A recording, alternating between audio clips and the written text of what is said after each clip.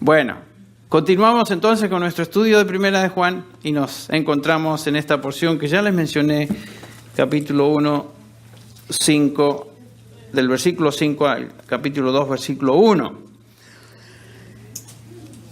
La confesión de pecado, una prueba segura de la salvación. Básicamente ese es el tema de esta parte, de esta porción de la Escritura. En otras palabras, Juan nos está diciendo que la confesión de pecados es una característica de aquellos que pertenecen a Dios, aquellos que son hijos de Dios. No es que algunos hijos de Dios confiesan y otros no. No, como vamos a ver, la confesión de pecado es una característica de un hijo de Dios. El arrepentimiento y la confesión de pecado que acompaña, por supuesto, al arrepentimiento es uno de los temas más sobresalientes en la Escritura.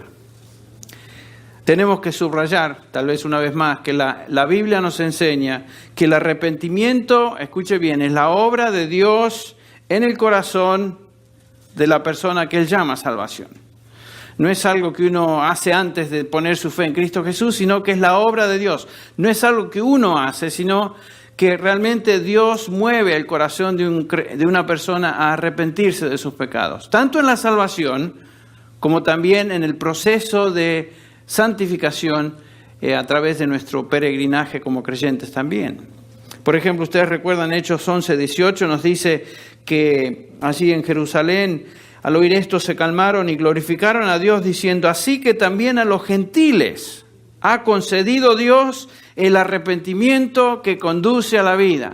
Estaban sorprendidos los judíos, diciendo, ¿cómo? Entonces los gentiles también tienen ese don de Dios. Dios les ha concedido el arrepentimiento que conduce a la vida. ¿Cuál vida? A la vida eterna, a la salvación. Y por supuesto, el arrepentimiento y confesión de pecados es también la obra de Dios en el creyente. Vamos a estar viendo este pasaje en un ratito, pero 2 Corintios 7, Pablo describe la reacción de los creyentes allá en Corinto cuando fueron confrontados con su situación de pecado. Y Pablo dice, ahora me gozo, no porque hayáis sido contristados, sino porque fuisteis contristados para arrepentimiento. Porque habéis sido contristados según Dios.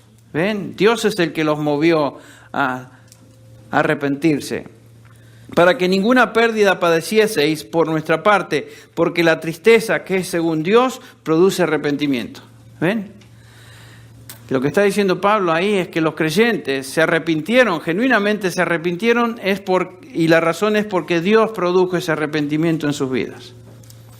Entonces el arrepentimiento y la confesión es un hábito en la vida de un hijo de Dios. Para expresarlo de otra manera, podríamos decir que los creyentes por naturaleza viven arrepintiéndose. No sé si a usted le sucede, pero normalmente vivimos cada día arrepintiéndonos de los pecados cotidianos que cometemos. Tertuliano, uno de los padres de la iglesia, decía, yo he nacido para arrepentirme. Con eso estaba indicando que él como cristiano vivía con una conciencia de arrepentimiento, de confesión. Y cuando leemos, por supuesto, las biografías de múltiples siervos de Dios a través de la historia de la iglesia, notamos también que ellos vivían con esta actitud de penitencia. Si ustedes leen, por ejemplo, las biografías de los puritanos, una característica de ellos era que lo expresaban a través de sus oraciones, eran justamente el arrepentimiento constante delante de Dios por sus pecados. Y cuando los vemos a ellos, los vemos como gigantes de la fe y sin embargo con una penitencia, un recogimiento espiritual que es realmente impresionante. A mí me impresiona. Qué lejos estamos de ese tipo de vida y caminar peregrinaje espiritual, a veces. Entonces, para el cristiano, nos dice Juan, la confesión de pecados es una manera de vivirlo. Vamos a ver esto. En contraste a cubrir el pecado, negarle, darle otro nombre, excusarlo, que es la característica, nos enseña aquí Juan, de una persona, un hombre, una mujer que no conoce a Dios. Entonces, este es el mensaje que encontramos en estos versículos, que ahora sí vamos a leer a modo también de introducción. Los versículos del 5 al capítulo 2, versículo 1, dice así. Este es el mensaje que hemos oído de Él. Y os anunciamos, Dios es luz, y no hay ningunas tinieblas en Él.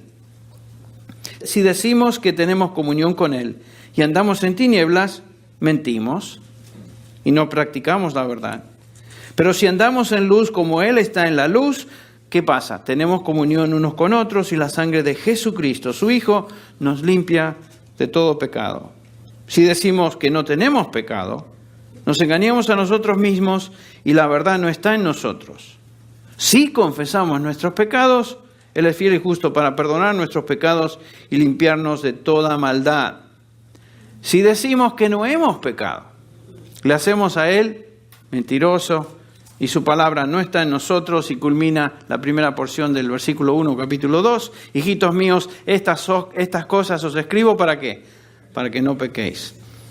Ahora, este pasaje comenzó con la premisa ahí en el versículo 5, Dios es luz y no hay ningunas tinieblas en Él. Dios es luz y no hay tinieblas en Él. Juan está contrastando la luz con las tinieblas. Estas dos no se mezclan. La luz y las tinieblas son elementos incompatibles, no pueden vivir juntos. Si pertenecemos a Dios, vamos a tener las características de Dios. Si pertenecemos a Satanás, vamos a tener las características de Satanás. Tanto Dios es luz, Satanás es lo opuesto, el mundo es lo opuesto. ¿Qué quiere decir que Dios es luz? Lo hemos estudiado. Dijimos, por ejemplo, que en la Escritura a menudo la luz es equivalente a la verdad. La verdad y la luz son sinónimos. A veces también la Escritura nos dice que la luz es equivalente a la justicia, la piedad, la santidad. Y por supuesto vimos que primordialmente, sin embargo, la luz es sinónimo de la vida eterna. Por supuesto que por naturaleza es verdad y también es santa, es pura. Lo que Juan nos está diciendo aquí entonces es que la vida eterna de Dios, o la vida eterna que Dios da, no contiene ninguna tiniebla. La vida eterna de Dios es luz y por lo tanto es verdad y es santa, es santidad, es piedad. Y como consecuencia, lo que estamos observando es que los que poseen vida eterna manifiestan amor por la verdad y por supuesto manifiestan pureza en su conducta. Y eso es lo que un creyente es. Ama la palabra de Dios, ama la verdad de Dios, y un creyente ansía vivir piadosamente. Esa es la característica de un genuino hijo de Dios. Recuerden que en estos versículos que leímos, Juan está haciendo un contraste en aquellos que dicen ciertas cosas, dicen conocer a Dios. Por ejemplo, los versículos 6, 8 y 10 nos habla de aquellos que dicen, si decimos que tenemos comunión con Él, pero no andamos en tinieblas, mentimos y no practicamos. Juan se está identificando, no porque él es parte de ellos, pero usa ese si decimos, usando la frase que ellos expresaban. Oh, nosotros conocemos a Dios. Oh, sí, pero vivían en tinieblas, mentían. Fíjense el versículo 8. Si decimos que no tenemos pecado, nos engañamos a nosotros mismos y la verdad no está en nosotros. Esto es lo que los gnósticos decían. Nosotros no pecamos, no tenemos pecado. Entonces Juan dice, si eso es lo que una persona dice, miente. La verdad no está en él. Y por último, el versículo 10. Si decimos que no hemos pecado, le hacemos a él mentiroso. Algunos negaban hasta el hecho de que habían pecado. Jamás habían pecado. Entonces, Juan está contrastando ese grupo con el otro grupo que se presenta en el versículo 9 y el versículo 7 de este mismo pasaje y el capítulo 2, versículo 1. Son los creyentes, los verdaderos. Los que dicen solamente, pero no son, andan en tinieblas. En otras palabras, mienten, no aman ni practican la verdad, niegan el pecado. La verdad no está en ellos. Si hacen a Dios mentiroso, el versículo 10, ya que contradicen, por supuesto, lo que Dios está declarando. Entonces, lo que Juan claramente establece en estos versículos es que no importa lo que uno diga, no importa lo que uno profese, No importa lo que tú digas en cuanto a tu amor por Dios y tu fe en Dios y tu fe en lo que sea. Si tu vida no corresponde a esa profesión, lo que Juan dice, de nada vale. No sirve. Entonces, de nada vale decir, lo que importa es ser. Ese es el punto que Juan está estableciendo.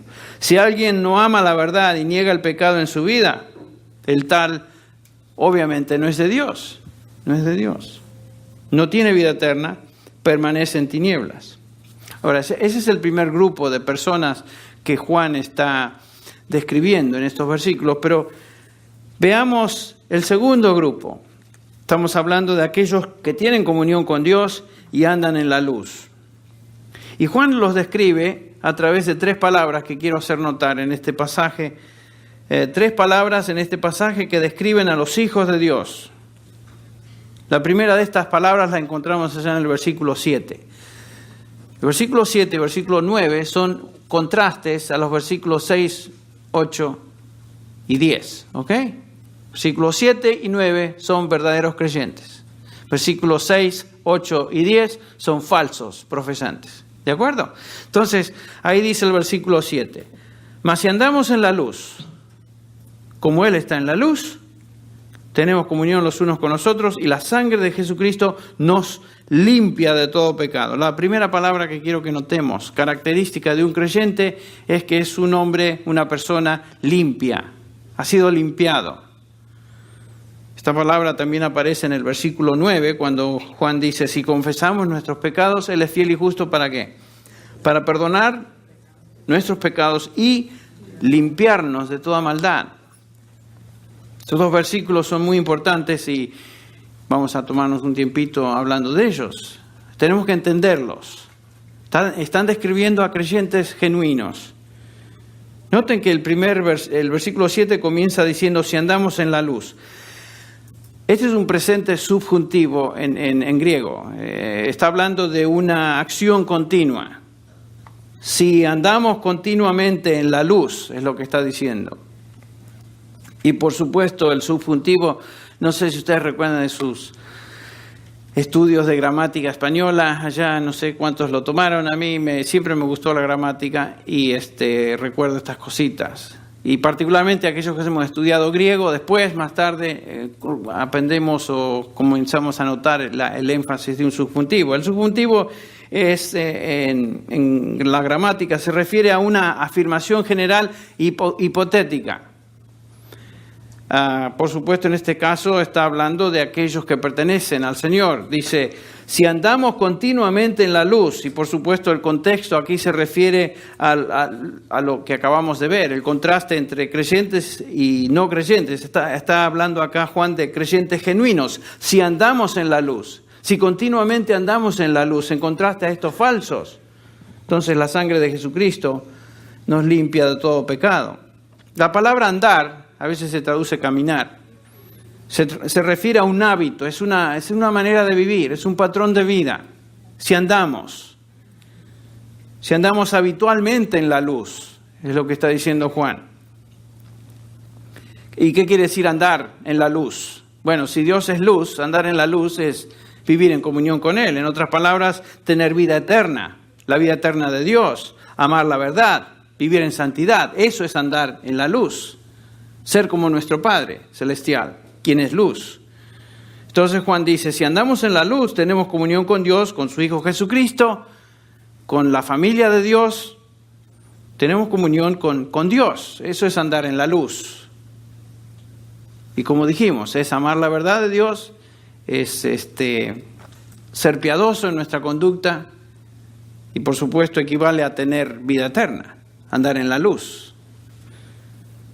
Tener comunión con Él, poseer vida eterna. Todo cristiano, escuche bien, por definición, el hecho de ser cristiano implica que es un individuo que ha sido transferido del reino de las tinieblas al reino ¿de quién? De su amado Hijo Jesucristo. Y por eso Colosenses 1:12 nos dice, Pablo expresa esto, con gozo dando gracias al Padre que nos hizo aptos para participar, escuche bien, en la herencia de los santos en luz. Los creyentes están en la luz. tienen vida eterna, poseen la luz de Dios, el cual nos ha librado de la potestad de las tinieblas y nos ha trasladado al reino de su amado Hijo, en quien tenemos redención por su sangre, el perdón de pecados. Por definición, un cristiano es una persona que anda en la luz. Anda en la luz. Eso implica tener vida eterna, poseer la vida eterna de Dios en uno. El inconverso, en contraste, el hombre natural, el hombre que no conoce a Dios, vive en tinieblas. Está muerto en delitos y pecados. Todavía pertenece a aquel reino de las tinieblas. Pero nosotros hemos sido transferidos. Nunca debemos pensar que como creyentes, a pesar de nuestras caídas y a pesar de nuestros resbalones y a pesar de nuestras enfermedades y flaquezas, nunca tenemos que pensar que cuando eso sucede, regresamos al reino de las tinieblas. ¿Me explico? Es inconcebible. Si somos de Dios, si tenemos vida eterna, estamos en la luz. Tenemos la luz de Dios. Hemos sido transferidos al reino de su Hijo amado. El hecho de pecar no implica que regresamos otra vez al reino de las tinieblas. ¿Me explico? Pero algunos piensan eso, tristemente. Juan nos dice en este versículo 7 que como cristianos no solamente tenemos comunión con Dios, sino que Juan acá afirma que la sangre de Jesucristo, escuche bien, nos limpia de todo pecado. Esto es tremendamente animador para mí. La sangre de Jesucristo nos limpia de todo pecado. El tener vida eterna, el andar en luz, el amar la verdad y buscar la santidad no quiere decir que no peco. Es obvio que Juan da por sentado que aún los creyentes pecan. Ningún creyente es perfecto. Pecamos. Tú y yo pecamos y nos contaminamos a diario, ¿sí o no? Por supuesto, si somos honestos lo sabemos. La Biblia también lo enseña. Y por supuesto, mientras nos encontremos en este cuerpo, esta vasija de carne, este cuerpo de muerte, al cual así le llama Pablo en el capítulo 7 de Romanos, estamos expuestos al pecado y a la contaminación del pecado. El pecado está en este cuerpo y estamos expuestos a su contaminación. Lo increíble y lo grandioso de esta declaración es lo siguiente, que Juan nos dice que a pesar de eso, la sangre de Jesucristo nos continúa limpiando. Es un presente indicativo. La sangre de Jesucristo nos continúa limpiando de todo pecado. La sangre de Jesús nunca termina en su función, en su obra de, en este caso, limpieza del pecado. Deben conocer algo importante, pienso yo. En el Nuevo Testamento, cada vez que se menciona la sangre de Jesucristo, es una referencia a la muerte del Señor Jesucristo, por medio de la cual fuimos rescatados del pecado. Nuestros pecados y la culpabilidad de nuestros pecados han sido removidos por Dios y Dios ahora nos considera justos en Cristo Jesús. Cada vez que se menciona la sangre de Cristo, piensen en la muerte de Cristo. ¿Qué logró la muerte de Cristo? La salvación de aquellos que Él vino a salvar. En otras palabras, estamos hablando acá de justificación. Él nos ha justificado. Todos nuestros pecados fueron cubiertos en la muerte de Cristo a nuestro favor. Todos nuestros pecados. Colosenses 2:13 nos dice de eso. Nos habla de eso. Pasados, presentes y futuros. Todos los pecados nuestros fueron clavados en esa cruz. Él los cubrió. Fuimos perdonados. Por eso es que Juan nos dice que su sangre nos continúa limpiando de todo pecado. Su eficacia no termina. ¿Me explico?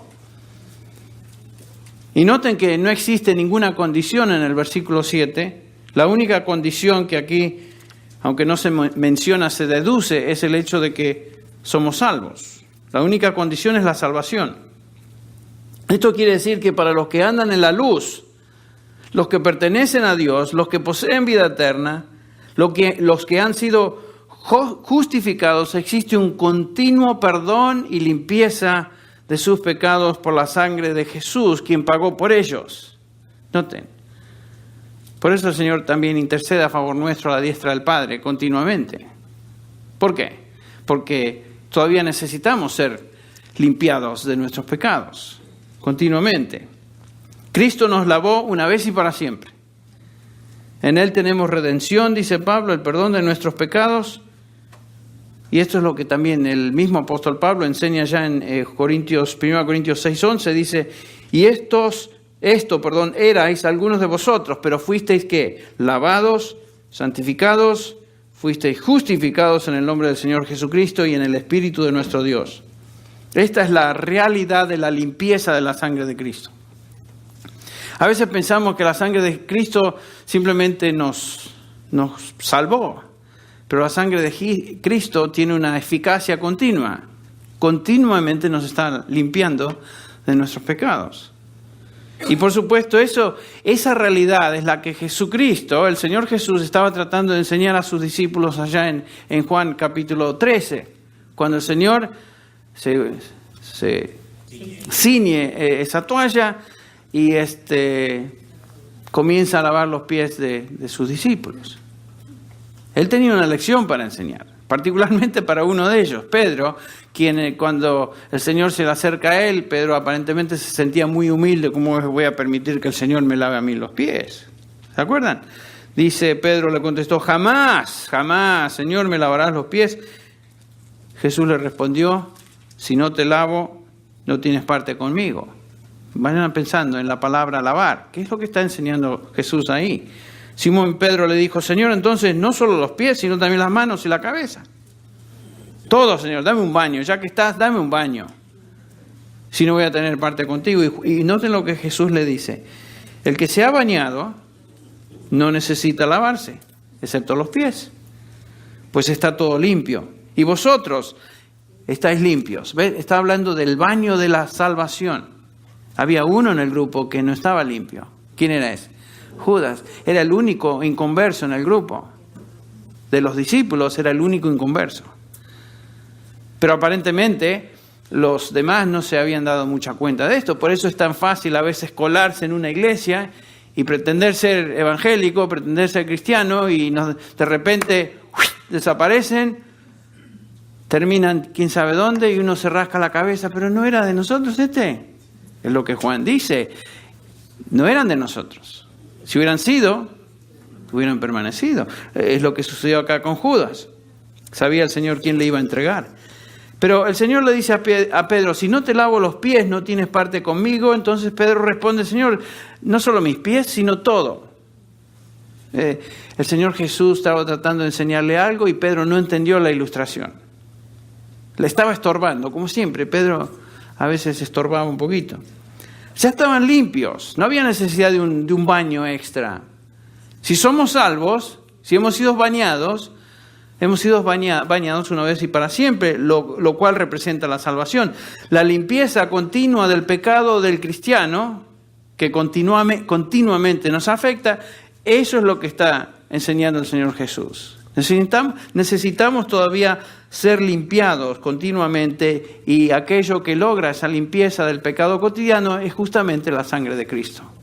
Fíjense, la sangre de Jesucristo nos limpia. Ahora de regreso a Juan. La primera palabra que Juan utiliza entonces para distinguir a un cristiano es un cristiano genuino, es limpio. Limpio. Usted y yo, si somos del Señor Jesús, piense, somos limpios, estamos limpios. En contraste a un Judas, por ejemplo, que no estaba limpio. Ahora, otra palabra que Juan utiliza acá en referencia a un cristiano genuino es confesión. La queremos subrayar. En el versículo 9 dice, si confesamos nuestros pecados, Él es fiel y justo para perdonar y limpiar.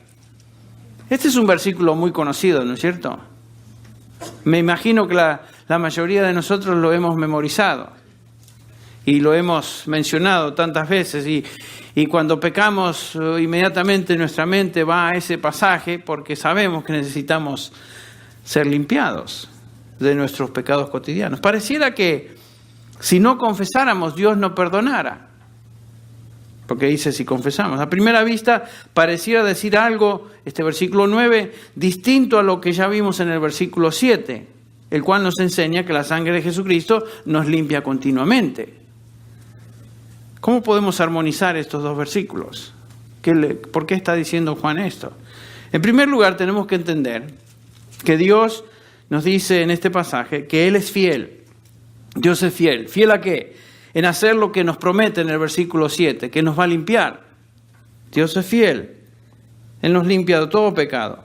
Él es justo para perdonar y limpiar porque Cristo ya pagó por ese pecado, el que acabas de cometer.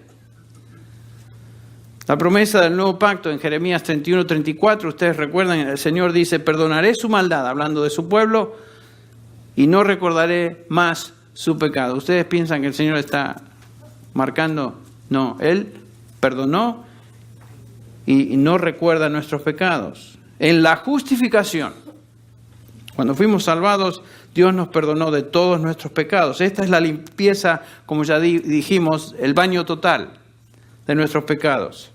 Aún este mismo pasaje acá de Juan, en la misma epístola, en el capítulo 2, versículo 12, ustedes recuerdan cómo Juan se dirige a estos hermanos: os escribo a vosotros, hijitos, ¿porque qué? Porque vuestros pecados, todos, han sido perdonados por su nombre. ¿Ven? Aún se dirige a los creyentes diciendo, me dirijo a vosotros, hijitos, porque vuestros pecados han sido perdonados. Entonces, Dios nos perdona. Cuando Dios nos salvó, Él nos perdonó de todos nuestros pecados. Pablo repite esta verdad, por ejemplo, allá en Romanos 4:6, hablando de David, el rey David. Si había un santo en el Antiguo Testamento que la regó, pero feo, fue justamente David, ¿no es cierto? Cuando pensamos en alguien que pecó grueso, como dicen en México, pensamos en David. Pero fíjense lo que dice en el versículo 6. Como David también habla de la bendición que viene sobre el hombre a quien Dios atribuye justicia aparte de las obras. Y después dice, bienaventurados aquellos cuyas iniquidades han sido perdonadas, cuyos pecados han sido cubiertos. Y después dice, bienaventurado el hombre cuyo pecado el Señor no tomará en cuenta. Qué bendición saber que nuestros pecados han sido perdonados. Entonces, ¿qué está diciendo Juan? Que si confesamos, Dios perdona. Lo que dice Juan aquí es que si Dios ya nos perdonó y lavó en la justificación, cuando Él nos salvó, Él será fiel para santificarnos y continuar perdonándonos, limpiándonos de nuestros pecados cuando los confesamos. Y recuerden, una vez más, que esa es la característica de un creyente verdadero. Un creyente verdadero está confesando sus pecados. No es que algunos sí confiesan y otros no confiesan. Todos los creyentes confiesan. Y por supuesto no hay duda que Dios va a perdonar. Dios no es renuente en perdonarnos. Dios no es sádico en, a ver cuántas veces me vas a confesar y a lo mejor te perdono, a lo mejor no. ¿Quién sabe? Dios no actúa así con sus hijos, ya nos perdonó en Cristo. Entonces cuando venimos a Él y confesamos, es seguro que Él va a perdonar. Dios siempre está dispuesto, siempre está listo, es fiel a su promesa del perdón y limpieza continuos. Por supuesto. La misma sangre que nos lavó una vez y para siempre en nuestra salvación, continúa siendo eficaz en la limpieza de nuestros pecados que nos contaminan cada día. Ahora, ¿por qué es que tenemos en el versículo 9 una condición? Si confesamos, Él perdona. ¿Qué exactamente significa esta frase? Bueno, hay varias versiones en la cristiandad de lo que significa esta. Por ejemplo, la Iglesia Católica nos dice que eso se refiere a confesar los pecados ante un sacerdote. Y algunos de ustedes lo han hecho, me imagino, en su vida pasada. ¿No es cierto? Hacían eso. Y dice la Iglesia que a menos que uno confiese los pecados, no hay perdón. ¿Saben qué? Eso convierte a la confesión en un acto meritorio. Eso es como si fuera un mérito, donde uno realmente se gana el perdón. Y el perdón no se gana. ¿Verdad? La Biblia nos enseña que el perdón no se gana. Fue otorgado a aquellos que pusieron su fe en Cristo Jesús. Es por Él, dice Juan. Os escribo a vosotros, hijitos, porque vuestros pecados han sido perdonados por su nombre. No es por vosotros, No es por lo que ustedes hagan, es por su nombre.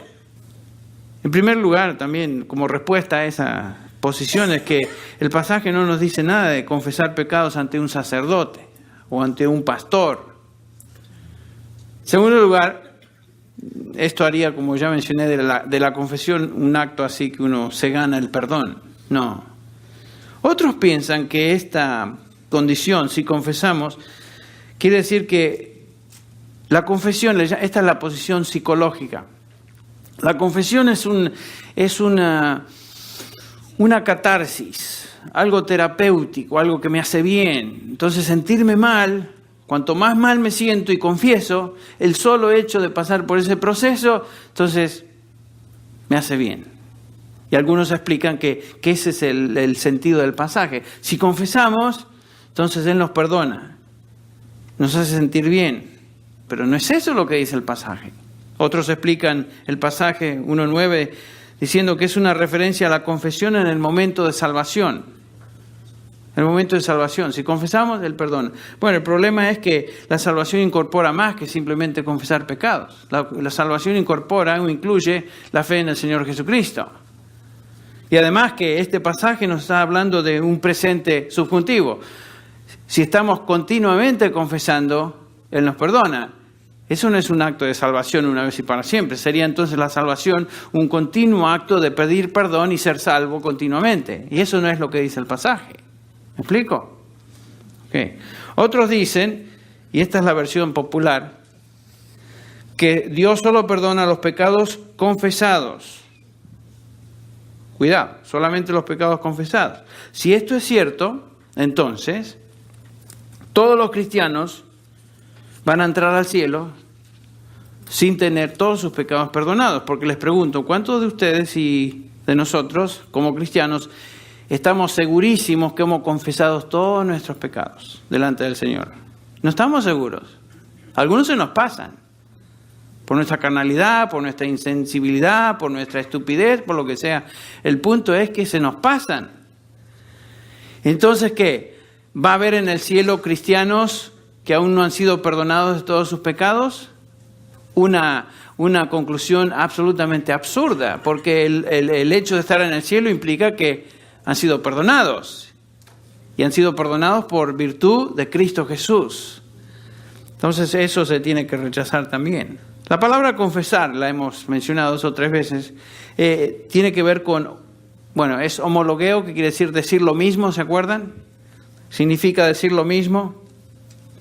En otras palabras, llamamos al pecado lo que Dios dice que es. No le cambiamos el nombre, no lo excusamos, no lo negamos, como hacían estos falsos en los versículos 8, 10, 6, 8 y 10. Decimos acerca del pecado que cometemos lo mismo que Dios dice acerca de ese pecado. En otras palabras, no lo negamos y abiertamente venimos delante del Señor y decimos, Señor, lo que pensé, la actitud que tuve, la palabra que salió de mi boca, lo que hice, Señor, eso lo confieso como pecado delante de ti. Eso es lo que hace el creyente. No lo excusa, no lo adorna. Es pecado contra ti y eso es confesar, ¿ven? Por supuesto que cuando pecamos, el Espíritu Santo de alguna manera nos hace saber que hemos cruzado la línea. ¿No les pasa a ustedes? Y en la medida que vivimos más cerca del Señor y caminamos con Él, el Espíritu Santo es fiel en hacernos saber cuando hemos pecado. Y hay, por supuesto, momentos en la vida de todo creyente que tal vez pasa un periodo corto de tiempo donde no confiesa. Tal vez está un poco frío, rebelde o lo que sea. Pero ¿saben qué? El Espíritu Santo es fiel en apuntar a eso. Y el Señor es fiel en ¿qué? En disciplinarnos. ¿No nos dice eso el capítulo 12 de Hebreos?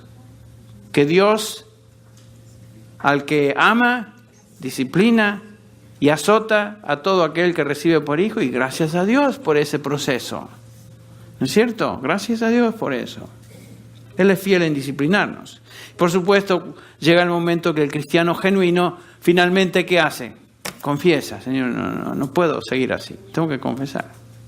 Confiesa. Ya lo mencionamos, pero esta frase, si confesamos, está en el presente. lo cual es una acción continua, un hábito, un patrón, en contraste a aquellos que no confiesan. Tenemos que siempre tener ese contraste en mente porque Juan lo está haciendo. Y los que confesamos somos los creyentes.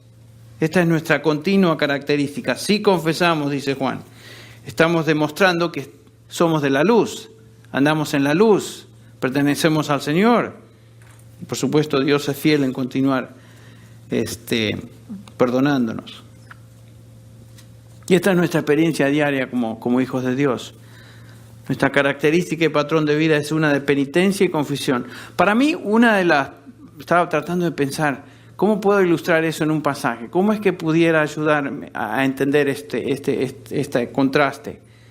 Para mí una ayuda muy grande es el ver este pasaje de Juan a la luz de Filipenses 2:12, cuando nos dice Pablo, ocupaos en vuestra salvación con temor y temblor, porque Dios es el que en vosotros produce, ¿qué? Así el querer como el hacer por su buena voluntad.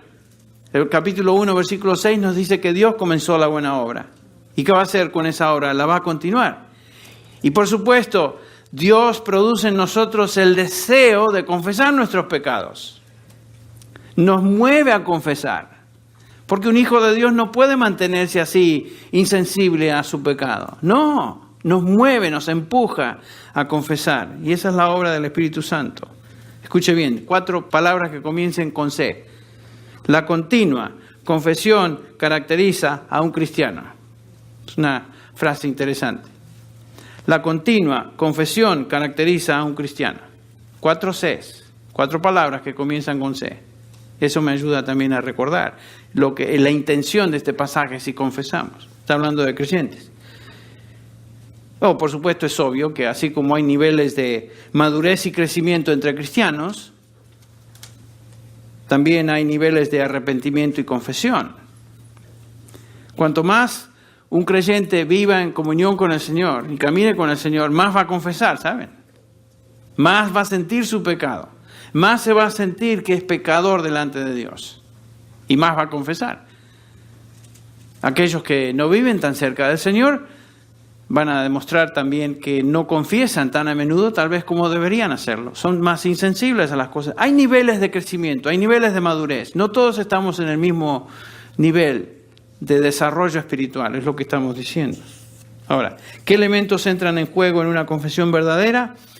2 Corintios 7 nos habla de eso, el pasaje que les leí hace un ratito. El versículo 9 dice, ahora me regocijo. 2 Corintios 7, este es un texto clave para entender el arrepentimiento y la confesión.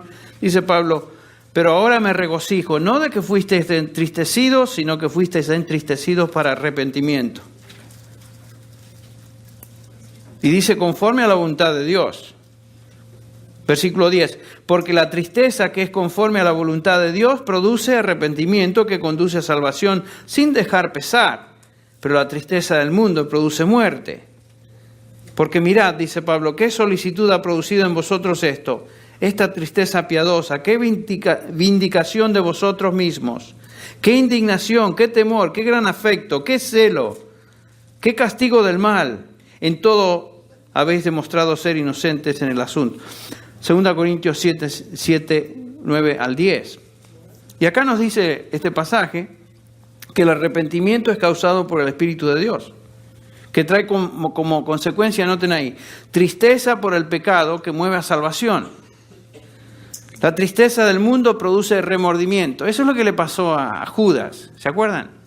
Él no se arrepintió, él no fue movido a arrepentimiento, él se sintió remordido, su conciencia le molestó. Y ese remordimiento no lo llevó a postrarse en arrepentimiento, sino que lo llevó ¿a qué? Al suicidio. Se deprimió al extremo que se quiso matar. Esa es la tristeza del mundo que produce muerte, lo cual nos habla acá el apóstol. Entonces, Pablo no está hablando simplemente de sentirse mal porque uno ha hecho algo malo. El arrepentimiento de Dios produce tristeza que nos mueve a obras de arrepentimiento. Obras de arrepentimiento, actitudes de arrepentimiento. Y acá Pablo las enumera. ¿Qué solicitud ha producido esto en vosotros? Esta tristeza piadosa. ¿Ven? Tristeza por el pecado. Tristeza por el pecado. Y después, ¿qué vindicación de vosotros mismos? En otras palabras, un deseo de ser limpios, de ser vindicados. Y después dice, ¿qué indignación? ¿Indignación por qué? Por el pecado cometido. Después agrega, ¿qué temor? ¿De qué temor habla? De la disciplina de Dios en la vida. Un hijo de Dios teme la disciplina de Dios. ¿No le ha pasado a ustedes?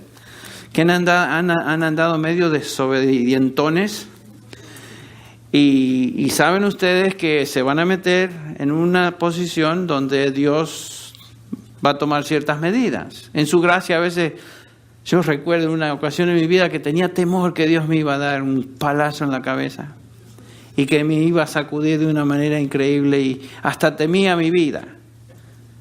Estaba hablando de varios años atrás. Y en su gracia el Señor no lo hizo, pero el Señor me disciplinó de otras formas.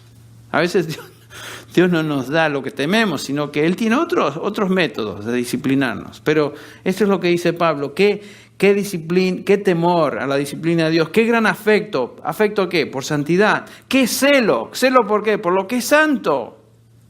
¿Qué castigo del mal? Dice Pablo. En otras palabras, el deseo que el mal sea castigado. El deseo que la justicia prevalezca. Que la retribución caiga sobre ese mal cometido. Esas son actitudes de un verdadero arrepentimiento. ¿Ven? Por supuesto, manifestados en varios grados de intensidad, estos son los elementos de un arrepentimiento verdadero, en una confesión genuina de pecado. Ahora, de regreso a 1 de Juan, y ya estamos terminando, esta es la confesión que el apóstol Juan de la cual nos está enseñando. Y por supuesto es solamente una confesión que un hijo de Dios puede manifestar siendo movido por Dios mismo. La confesión, así como la fe, así como las buenas obras, es la evidencia de la salvación en la vida de un creyente. ¿Ven?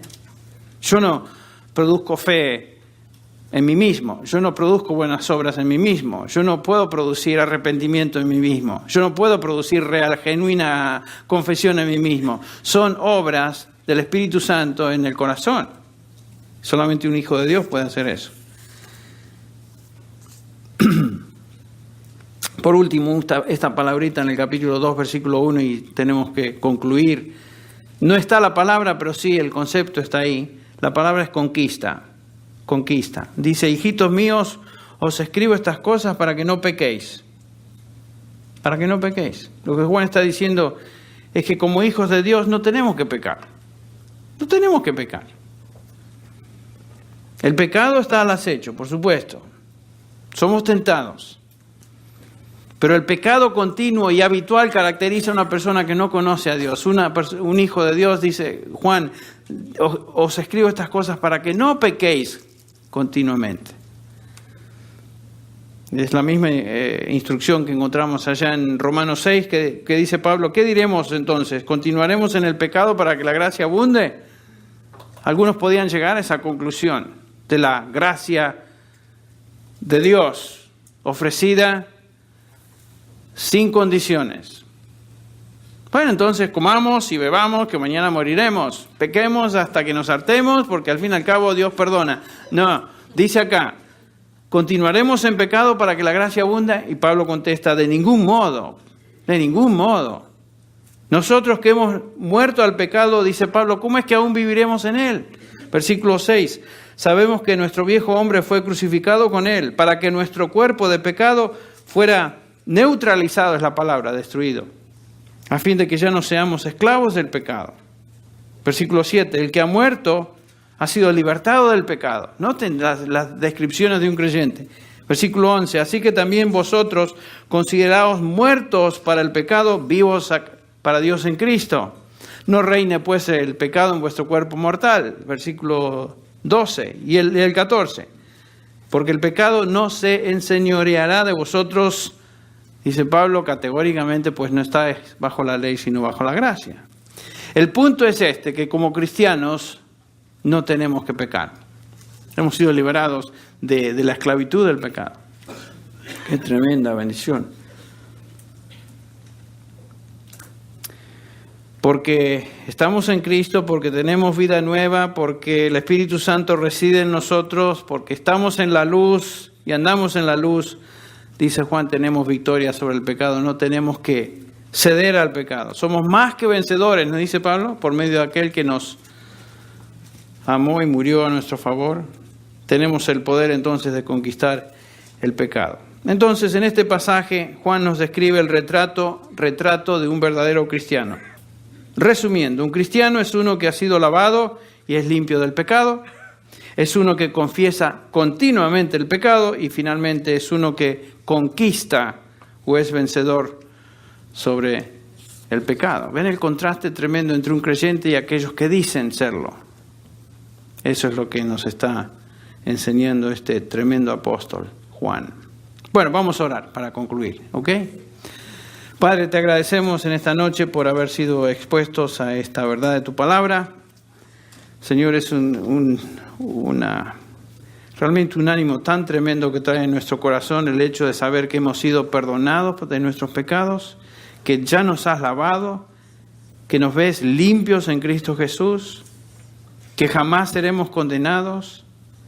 Señor, que el pecado ha sido quitado de nosotros en términos de nuestra esclavitud al pecado. Te damos gracias, Señor, por esta palabra tuya. Y, Señor, gracias por que tú nos mueves a confesar nuestros pecados. Y estamos seguros que la sangre de Cristo continuamente nos está limpiando. Gracias te damos por eso. Señor, y porque sabemos todo esto, ayúdanos a no pecar. Pecar menos y menos, Señor. Ayúdanos a vivir en santidad. Señor, y cuando caemos, gracias te damos, Señor, porque podemos confesar y estar seguros que ese pecado no nos separa de ti.